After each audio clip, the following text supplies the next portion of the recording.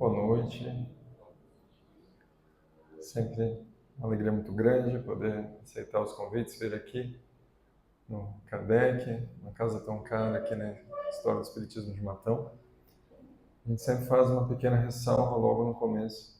Se você colocar no YouTube, assim, Haroldo Dutra Dias, Arthur Valadares, você vai ver uns palestrantes espíritas. A nossa intenção hoje é fazer um estudo. Nós vamos pegar uma passagem do Evangelho e fazer como se fosse um grupo de estudo, uma atividade da Casa Espírita, que provavelmente aqui é na terça-feira, por exemplo. Esse estudo aqui eu já fiz com o João, inclusive. Nosso tema de hoje é Na Estrada. E vamos comentar uma passagem. Primeiro vamos dar uma lida numa passagem do Evangelho que chama A Caminho de Emaús. E eis que no mesmo dia iam dois deles para uma aldeia que distava de Jerusalém 60 estádios, cujo nome era Emaús. E iam falando entre si de tudo aquilo que havia sucedido. E aconteceu que, indo eles falando entre si e fazendo perguntas um ao outro, o mesmo Jesus se aproximou e ia com eles. Mas os olhos deles estavam como que fechados para que não o conhecessem. E ele lhes disse: Que palavras são essas que caminhando trocais entre vós, e por que estáis tão tristes? E respondendo um, cujo nome era Cleopas, disse-lhe: És tu só peregrino em Jerusalém? E não sabe as coisas que nela têm sucedido nesses dias? E ele lhes perguntou: Quais coisas?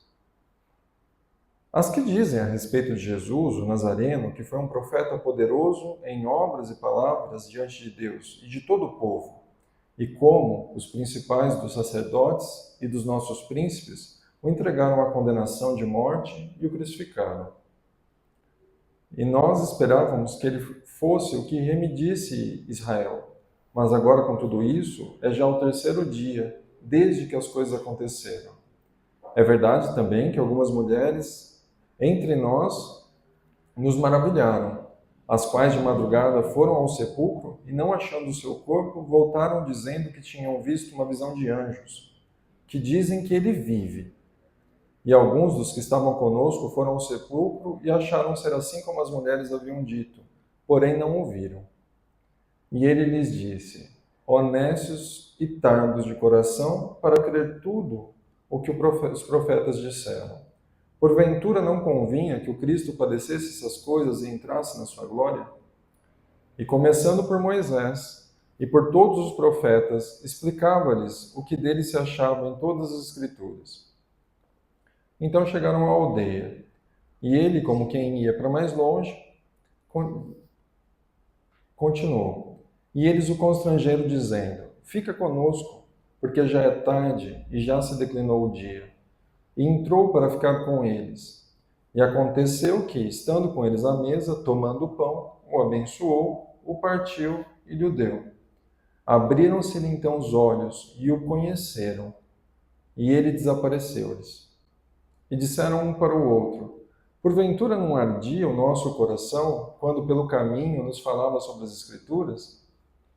E na mesma hora, levantando-se, voltaram para Jerusalém e acharam congregados 11 e os que estavam com eles, os quais diziam: Ressuscitou verdadeiramente o Senhor, e já apareceu a Simão. E eles lhe contaram o que aconteceu no caminho e como deles foi conhecido a partir do pão. Então, essa passagem chama Na Estrada de Emaús.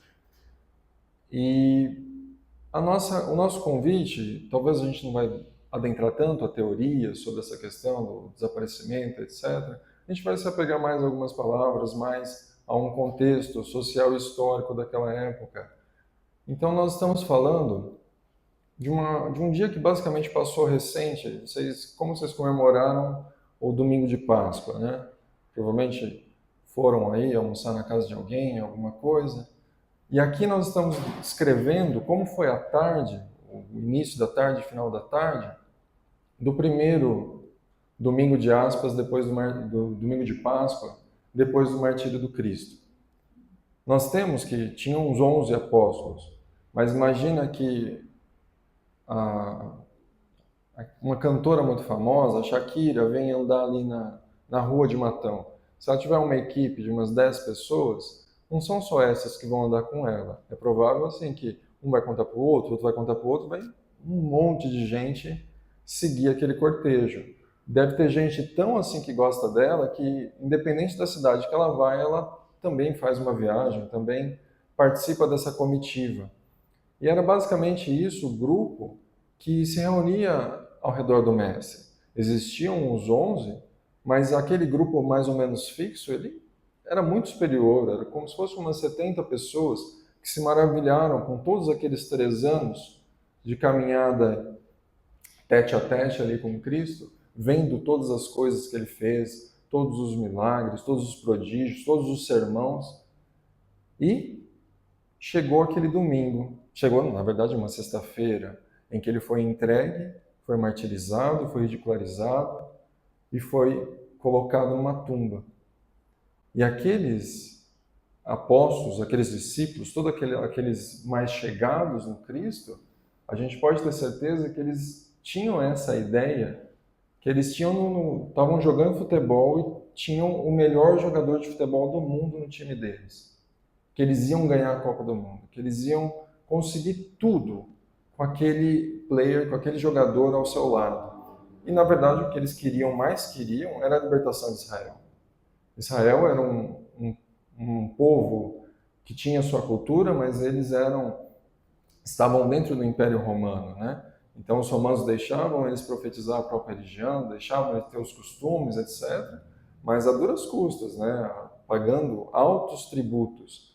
E eles identificavam como esse Salvador, esse Senhor dos Exércitos, como aquele que viria resgatar todo o orgulho, toda a proeza do povo de Israel. E não foi muito isso que aconteceu. E eles estavam, naquele domingo, já tinham ouvido algumas mulheres falando que foram lá de madrugada e que viram Jesus, que a pedra tinha se movido, mas esses dois, Cleopas e o amigo dele, eles decidiram ir para Emaús. Emaús é manancial. Então, provavelmente uma cidade com recursos hídricos, alguma coisa assim, bem gostosa, né, de ir e etc. Emaús, né, fala a história de 60 estágios. 60 estágios é como se fosse 11 quilômetros. Então, passado meio-dia, a gente almoçou, vamos fazer uma caminhada a pé daqui para Silvânia. Basicamente isso, assim, vai ficar umas 2 horas de marcha, alguma coisa assim. Numa época em que não existia carro, né, não existia veículos aí como a gente conhece, era a coisa mais normal do mundo você viajar grandes distâncias a marcha, grandes distâncias a pé. E vocês já imaginam como que a gente se prepararia para uma caminhada a 1 da tarde para a Silvânia?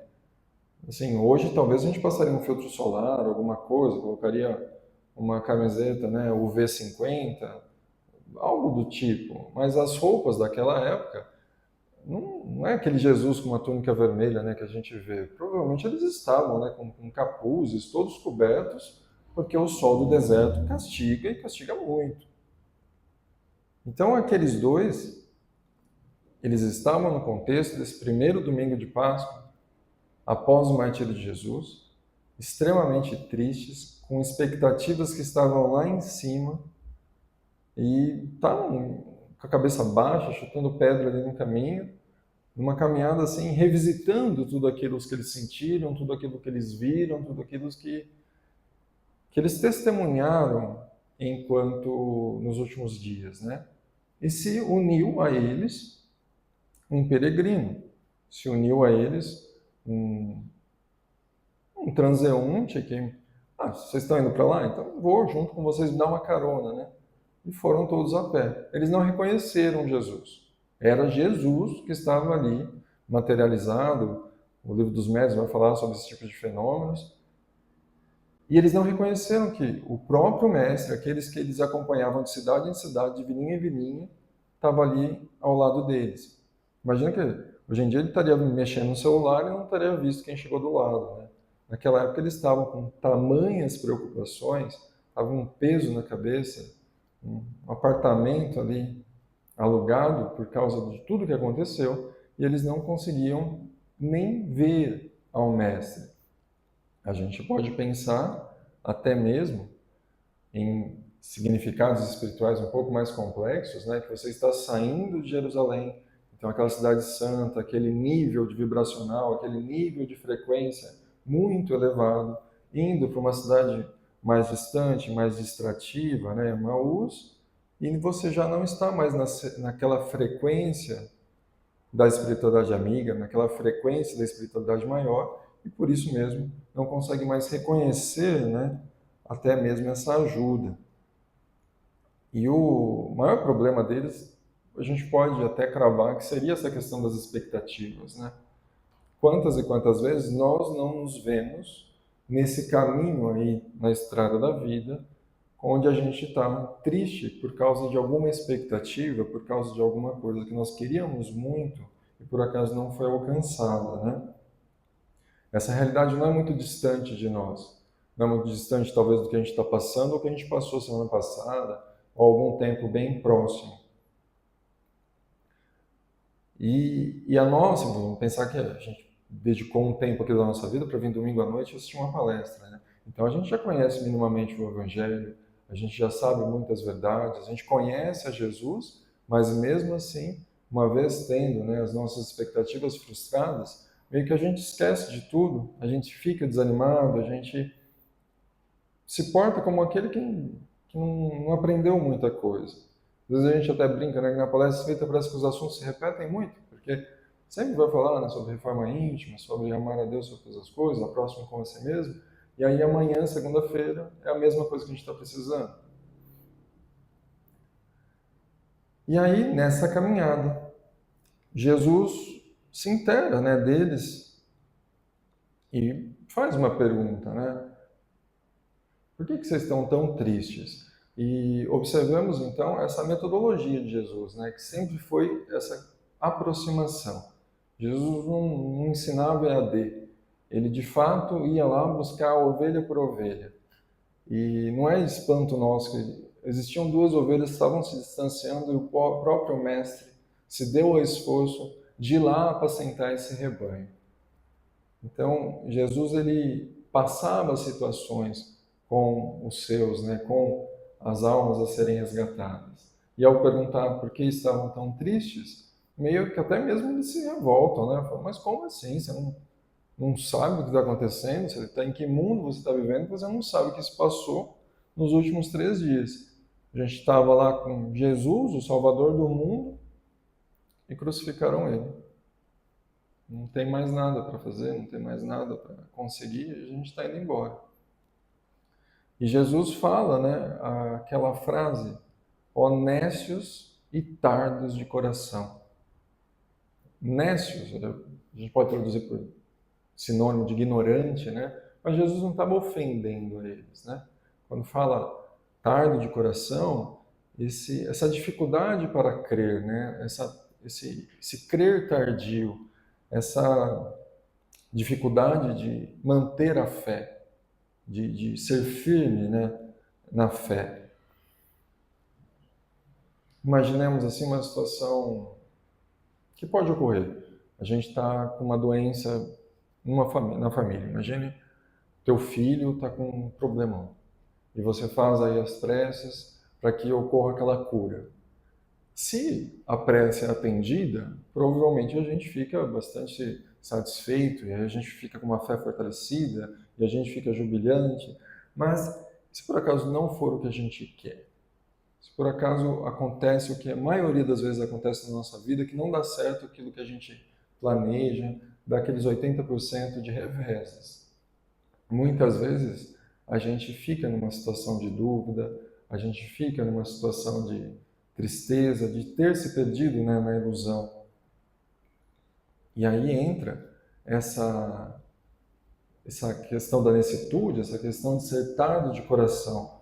O quanto, né, nós somos difíceis de crer, nós somos difíceis assim de fato se encontrar diante da realidade espiritual, de fato entender a realidade espiritual e toda a providência divina agindo na nossa vida. E Jesus fala, né, porventura não estava escrito nas Escrituras que tudo isso ia acontecer? E, assim, o Velho Testamento, que provavelmente a gente estuda muito pouco, ele é extremamente repetido naquele povo da Palestina do século I. As canções de ninados das crianças para dormir eram histórias do Velho Testamento. Então, aquelas histórias dos profetas, aquelas histórias da Gênesis, do Levítico, de todos os livros do Velho Testamento, as pessoas sabiam, lógico, os doutores da lei sabiam bem mais, mas o público geral decoravam, porque muitas vezes eles tinham essa sonoridade de serem como se fossem poesias. E eles de fato viviam, era o consumo daquela época. Eles não tinham Netflix, não tinham aí muitos livros, etc. Então era o material, né, que ia além do dia a dia, que aquele povo, dentro da sua fé, também na sua organização política e social, mais tinha acesso. E diversos profetas colocaram ipsis litteris que não seria muito fácil a caminhada do Salvador do mundo. Essa expectativa, né, do Senhor dos Exércitos, de que ia subjugar todos os povos, que ia ser o rei da guerra, não era necessariamente o que havia sido colocado nas Escrituras. E mais uma vez estava ali uma metodologia de Jesus, né, onde ele ensina. Nós somos, através do Evangelho, através da doutrina espírita, tendo esse convite a conhecer, esse convite a saber discernir entre o que é bom e não é tão bom assim para a nossa vida, entre o que é certo e o que é errado, entre o que é duvidoso e o que é correto. Nesse diagnóstico espiritual, né, dos necios e tardos de coração, Jesus estava demonstrando que aquele público não tinha ainda muito assimilado, né? E mais uma vez, o Evangelho não é contado assim para só naquela época. São palavras de vida eterna que se encontram atualmente com o nosso coração. Será que também não é o nosso caso? Daqueles que conhecem o Evangelho, daquele que estuda, daquele que reflete, mas que diante das situações mais difíceis, diante da concretude da vida, né, a gente age como se não sabe de nada. Se alguém pisa no nosso calcanhar, a gente já fala, mas eu não tenho sangue de barata. E já começa toda uma discussão e etc. Mas lá no Evangelho estava perdoar 70 vezes 7. Lá no Evangelho falava que é preciso ser do mundo sem ser do mundo. Mas o que eu queria era estar no show ontem, no carro do ano, que conseguisse uma prosperidade que não tem nenhuma ressonância com as lições do Cristo, né? Emmanuel, no Fonte Viva, um capítulo que chama Diante do Senhor, ele fala uma reflexão. O Cristo não se distancia de nós. Somos nós que frequentemente nos afastamos da sua presença, pela indiferença, pela distração ou pela dificuldade de perceber. Estar diante do Senhor é a atitude da alma. É a disposição íntima de reconhecer, sentir e seguir. Então, mais uma vez, naquele papo das frequências, né?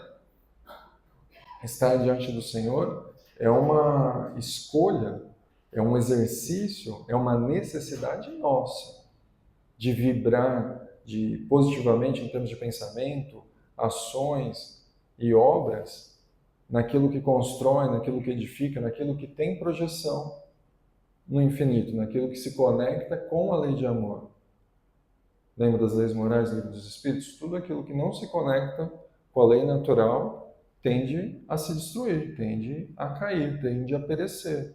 As nossas ilusões tendem a perecer, as nossas falsas expectativas. Tudo aquilo que não se conecta com o amor maior, com a lei divina, uma hora ou outra morre no caminho.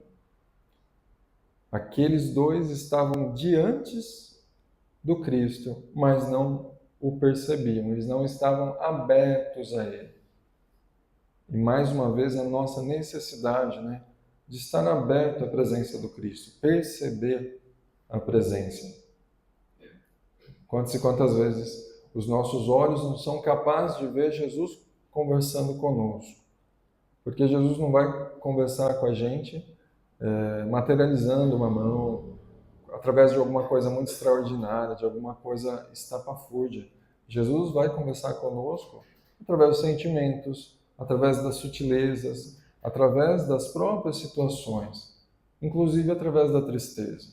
A gente vai ver essa questão do luto, a questão da tristeza, uma função fundamental em termos da gente conseguir dar uma respirada, conseguir dar uma parada, pôr o pé no chão, rememorar, participar de alguns caminhos, ir para alguns acessos que a gente jamais faria se tivesse tudo no bem bom.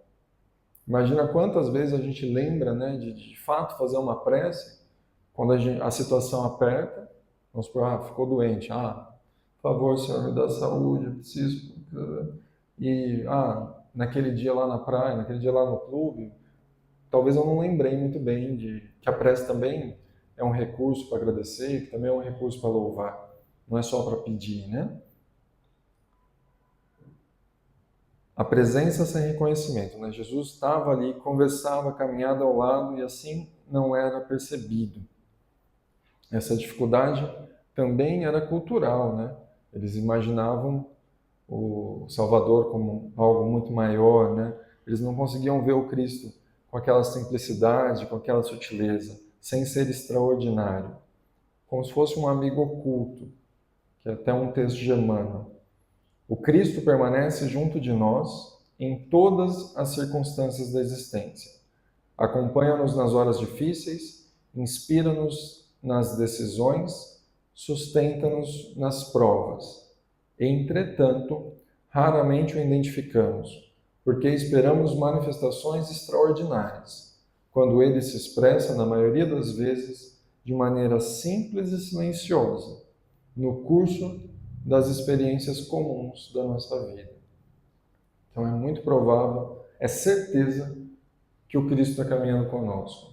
Essa chuva de bênçãos que Deus envia para todos os seus filhos amados não deixa de cair um milissegundo. Está sempre à disposição esse manancial da divindade. Mas em muitos momentos a gente não percebe, né?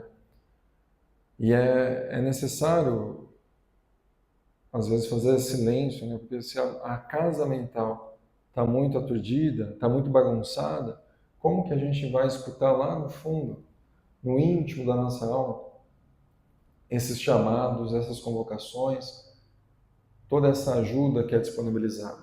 Se a gente está pensando no time de futebol, se a gente está pensando na morte da Bezerra, se a gente está amargurado, aprisionado numa tristeza muito grande. Só que, tal como na história, né, era muito comum naquela época que os próprios mestres eles utilizassem as longas caminhadas para educar, para explicar, né, as escrituras, etc. Imagina, você faz um deslocamento todo dia de uma cidade, gasta seus 20, 30, uma hora ou outra você pode usar o seu tempo, colocar um podcast, colocar uma palestra, alguma coisa e utilizar aquele momento para estudar, para adquirir conhecimento. Então, nessas caminhadas, Jesus, os mestres naquela época também, era um método comum de ensinar durante o caminho.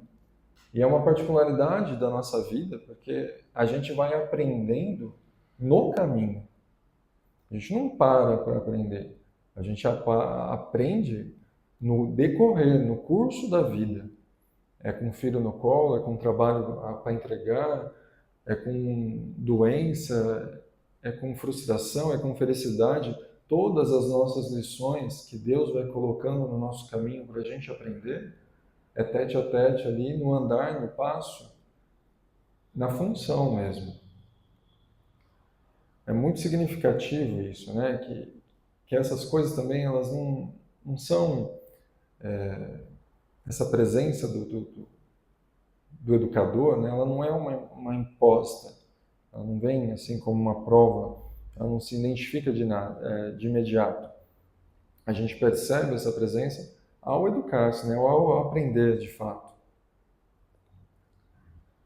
Emmanuel, no capítulo Ouçamos, do Fonte Viva, ele fala: a A palavra do Cristo vibra constantemente ao redor de todos. Muitos a escutam, mas poucos a assimilam. Não basta ouvir, é indispensável compreender. E compreender, no sentido espiritual, é integrar a lição à própria vida, permitindo que ela modifique pensamentos, sentimentos e atitudes. Então, compreender o que nós vemos no Evangelho, o que nós vemos na doutrina espírita, não é só ler e entender o enunciado, mas é de fato colocar em prática. É nesse ponto de pôr em prática que nós somos espíritos imortais, pôr em prática que a vida é bem maior, pôr em prática que a vida terrena, material, ela é um sopro, identificar isso, que é o ir além, né? Que é o de fato compreender a lição, que é sair da superfície e daí se alimentar, e daí aproveitar tudo isso que está à disposição para que a gente, de uma maneira inteligente, consiga viver melhor a vida. Porque o Evangelho não é uma história para uma criança ouvir. É preciso ter maturidade mesmo. A gente fala assim, ilusão, do latim inludere, né? Então, ludere de lúdico, essas coisas. Quando a gente fica nesse caminho de ilusão pelas coisas da vida, é como se a gente estivesse nessa idade de crianças espirituais ainda, perdendo tempo nas brincadeiras. E sair da ilusão é sair dessa... Não que a brincadeira não tenha sua importância, para as crianças é extremamente importante para o aprendizado. Mas uma vez que a gente vira adulto, que a gente adquire maturidade espiritual, brincadeira tem hora e a coisa fica mais séria. Aí a gente já está mais credenciado e é necessário que nós realizemos voos maiores do espírito. Que a gente já saia daquele beabá, que a gente saia daquele básico de eu falo bom dia, eu falo boa tarde.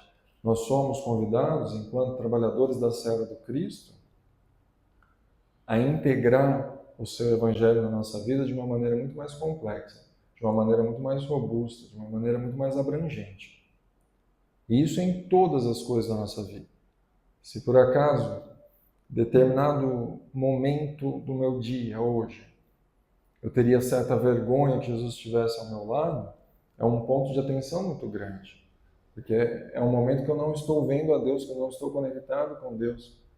E isso não é prudente, né? Não é muito inteligente desejar para si esses momentos de caminhar no escuro, esses momentos de estar ao relento. Porque os perigos, né, da noite são muitos. E Jesus, então, nessa caminhada, ele explicou tudo. Revisitou lá as Escrituras, falou dos martírios, falou dos profetas, colocou os pingos nos is e, conforme ele foi falando, aqueles dois discípulos ali, eles foram se enchendo, né, de entusiasmo, se enchendo de claridade, se enchendo de estímulo, e eles já terminaram a caminhada de outra maneira, né? Em Emaús, após 2, 3 horas de caminhada, já caía a tarde, e é muito interessante pensar que nenhuma palavra do Evangelho é colocada por ser colocada. O cair à tarde também já demonstra que o dia já passou, que a gente já amadureceu um pouco mais, que a lição já está mais azeitada, mais compreendida. Esse cair à tarde que eles começaram o dia e terminou, já é essa transição em que eles se tornaram mais maduros. E ao se tornar mais maduros, eles desejavam estar na presença daquele peregrino, porque fazia muito bem, porque ele os alimentava com suas palavras, com a sua presença. E viraram para o mestre e falaram: fica conosco, já está tarde, por que você vai continuar a caminhada aí? E chamaram, né, sem saber ainda que era Jesus, para um jantar. E a hospitalidade, né, para aquele povo não é qualquer coisa, assim, é como se fosse um rigor social, essa questão da hospitalidade. Imaginemos que não tinha tanta padaria, não tinha tanto restaurante, não tinha iFood, aplicativo. Então, não ceder à hospitalidade, né, era deixar as pessoas até em maus lençóis, assim, era uma questão não só de educação. E eles chamaram, né, aquele peregrino desconhecido para estar com eles. E normalmente, quem que vai repartir o pão é o dono da casa, né, o dono ali da reunião. Mas quem partiu o pão ali, no jantar deles, foi o próprio peregrino, foi o próprio Jesus. E aqui demonstra essa questão do reconhecimento da realeza, o reconhecimento da maioridade, né? O reconhecimento de que estavam diante de uma autoridade. Então, a maior autoridade da mesa é quem repartiu o pão. Depois daquela caminhada, eles não tinham dúvida nenhuma que a maior autoridade era daquela pessoa. E ao repartir o pão, naquele gesto que eles já viram tantas e tantas vezes, eles reconheceram que o próprio mestre estava com eles. E desmaterializa-se. O mestre vai embora. Ele não está mais presente. E eles ficam assim, espantados, embasbacados, olham para a cara do outro e falam: mas não é possível, a gente não estava sentindo, né, o nosso coração quentinho na caminhada. Era o próprio mestre que estava com a gente o caminho todo. E a felicidade que é perceber, né, que a gente não está sozinho, que a gente é amparado. Talvez depois assim de muito tempo, de revisitando muito a dor, de caindo, levantando e voltando, que a gente percebe que não estava sozinho, que determinada situação era a própria mão de Deus ali, nos auxiliando, nos iluminando, nos guiando. E foi o que eles perceberam naquela hora. Eles se espantaram, olharam um para o outro assim e ficaram maravilhados, espantados, boquiabertos e extremamente felizes internamente, né?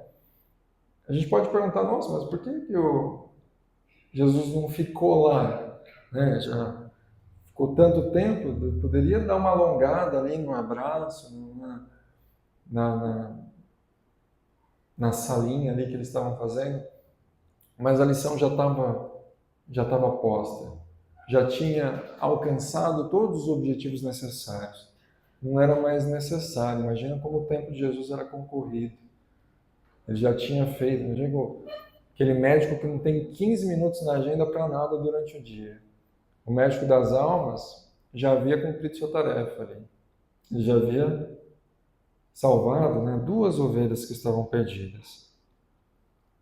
E o quanto é necessário da nossa parte a gente treinar e fazer esse fica conosco. Desejar de fato a presença do Cristo, a presença de Deus na nossa vida constantemente. Que não tenha esses lapsos, né, esses pontos escuros, esses pontos cegos aí, em que a gente decida caminhar por si próprio ou escolher ditar as regras conforme a gente entender que seja melhor. Né? Esse ponto específico, Deus está errando comigo. Não é possível que eu mereça essa coisa, que isso possa acontecer comigo, que tal pessoa tenha que estar aqui do meu lado. Será que não é se perder em ilusão? Será que não é a gente brincando aí de querer ser Deus? Quantas e quantas vezes, né, a gente não quer substituir esse papel e ditar todas as regras do universo. O Cristo, ele não vai invadir a nossa casa, ele não vai invadir o nosso jantar, ele vai só entrar quando ele for convidado. Não basta só a gente caminhar do lado, ter ele ao nosso lado. É muito necessário, né, se abrir esse espaço interior, esse segue-me, né, que cabe a nós esse esforço de seguir os passos. Em relação ao partir do pão, Emmanuel fala: o ensinamento do Cristo não se destina apenas à contemplação intelectual. ele reclama aplicação no cotidiano, na convivência, nas experiências de cada dia. É na comunhão com os outros, no esforço de servir e compreender, que a presença do Senhor se revela ao Espírito, transformando o conhecimento em luz viva na consciência. O reconhecimento não veio das explicações, né? Ele veio na compreensão, ele veio na hora da partilha. Então é na hora que, de fato, a gente estiver transmitindo os conhecimentos do Evangelho, vivendo, né, a Boa Nova, que nós vamos sentir a presença de Deus na nossa existência. Lembremos que esses dois, eles estavam fugindo de Jerusalém, né, basicamente. Ficaram lá os 11, perigo de perseguição, enlutados, tristes ali, juntos, passando por aquela situação. Esses dois, eles falavam, vamos lá para Emaús, vamos tomar um banho de piscina, vamos assistir uma série, vamos passear, vamos se distrair, vamos pôr nada na cabeça. Essa distração do mundo, que muitas vezes vem de inúmeras formas, né?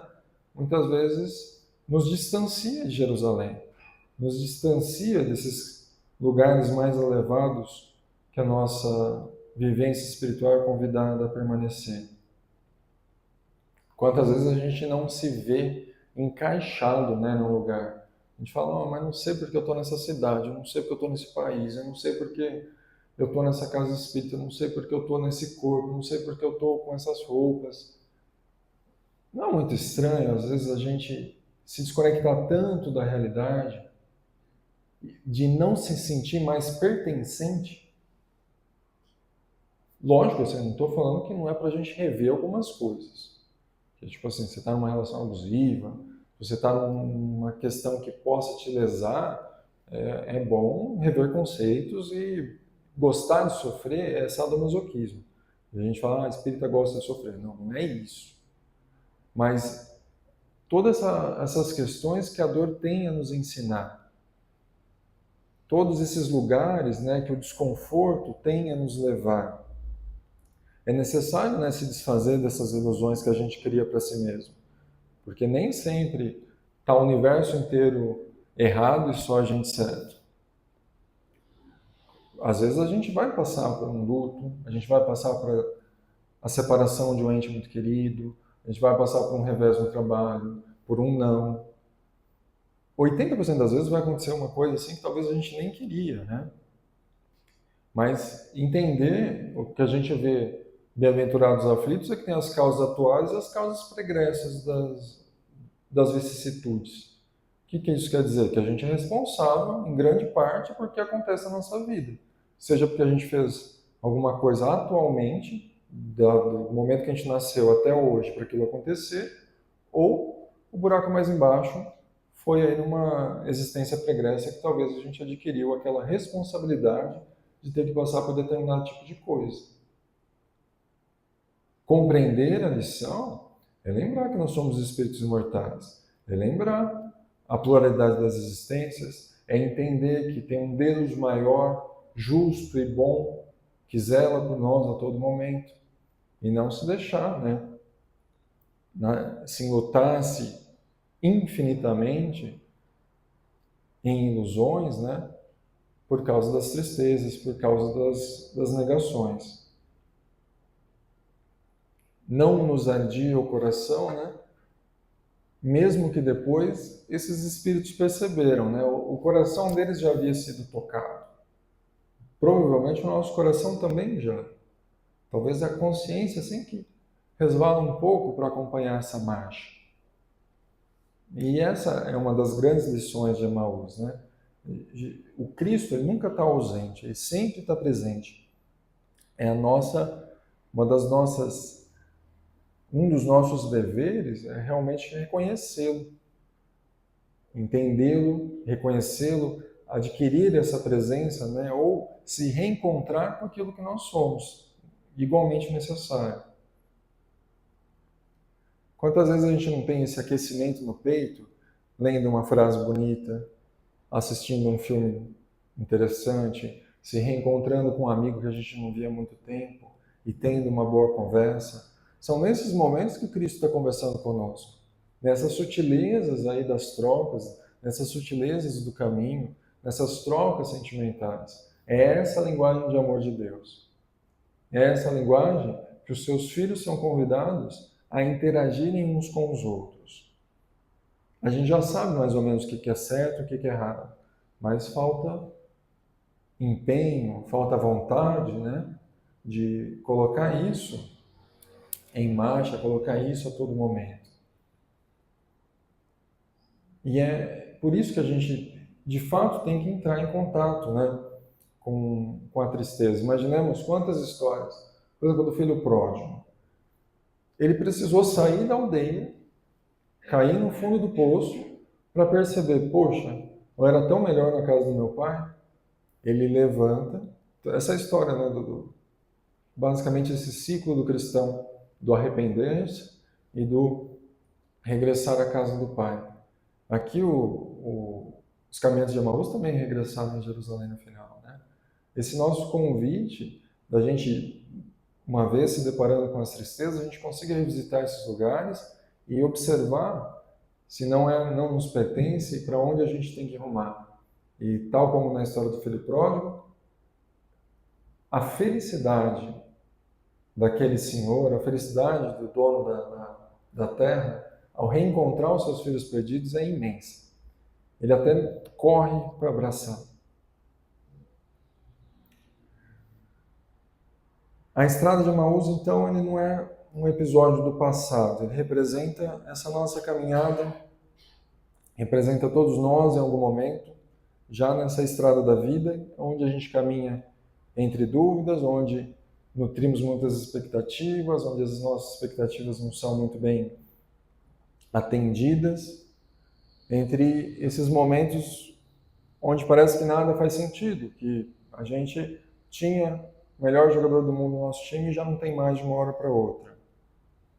Mas mesmo nessas estradas, mesmo nessas vivências, o Cristo se aproxima, ele caminha ao nosso lado, ele fala conosco, ele vai nos esperando, ele vai nos orientando, ele nos sustenta, inclusive, aquela passagem, né, da praia, só vi uma pegada, porque naquela hora eu que estava te carregando. Nosso problema muitas vezes é esperar o extraordinário, né? Onde a gente vê que o Cristo vai se manifestar no silêncio de um pensamento, talvez naquela concentração de uma prece, numa palestra, talvez não em tudo, que ninguém consegue acompanhar tudo, mas talvez aquele quadro mental que veio para a gente, aquele atino que hoje algum amigo espiritual conseguiu plantar na nossa mente. É esse o ponto que a gente vai trabalhar durante a semana. Foi essa parte que Jesus falou conosco. Quase sempre depois a gente olha para trás, né, e percebe que Cristo estava lá com nós, né, mas a gente não percebeu. A gente percebe que não estava sozinho e que era Ele conosco a todo momento. Esses discípulos, eles voltaram, né, para Jerusalém e compartilharam com os apóstolos, né, toda a alegria que eles acabaram de ter, né?